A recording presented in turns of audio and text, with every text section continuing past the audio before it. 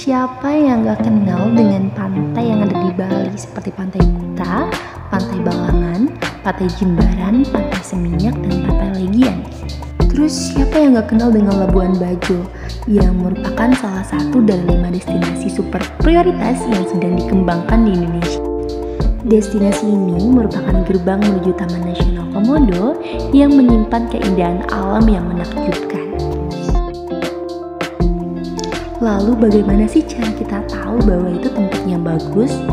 Ya benar, platform digital atau media sosial adalah salah satu media yang dapat kita manfaatkan untuk mengembangkan potensi pariwisata daerah. Assalamualaikum warahmatullahi wabarakatuh. Hai, aku Indri, mahasiswa Fakultas Hukum Universitas Negeri Semarang, kelas internasional, angkatan tahun 2021. Nah, di sini aku pengen jelasin mengenai pemanfaatan platform digital sebagai media promosi pariwisata daerah.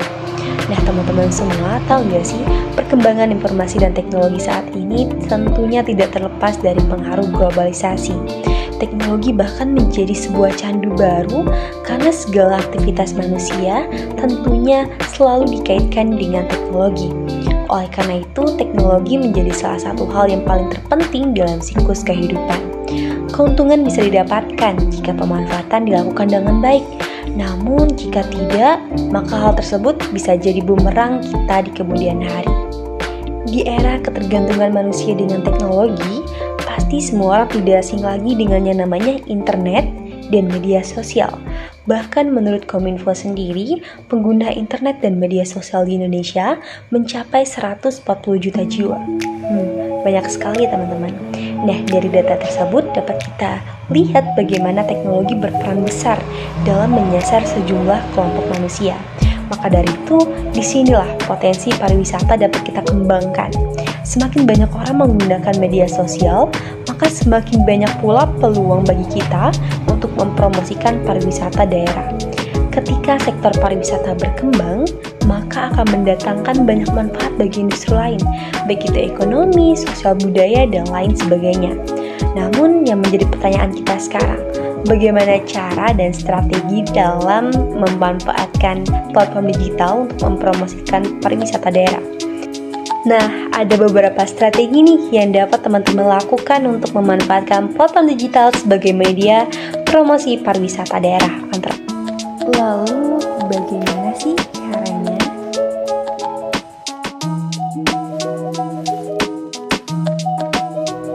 Yang pertama yaitu optimalkan penggunaan media sosial. Setiap hari manusia menghabiskan waktunya untuk membuka informasi di media sosial, sekitar 8 jam atau bisa lebih.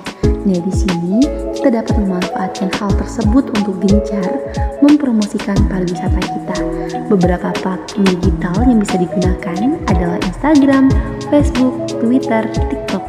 Nah, untuk itu, pengelola harus bisa beradaptasi dan peka terhadap tren agar bisa dapat memaksimalkan dalam memanfaatkan media sosial yang ada.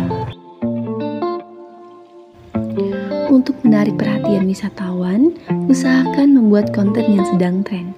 Misalnya, memperlihatkan keindahan, keunikan tempat di destinasi wisata tersebut.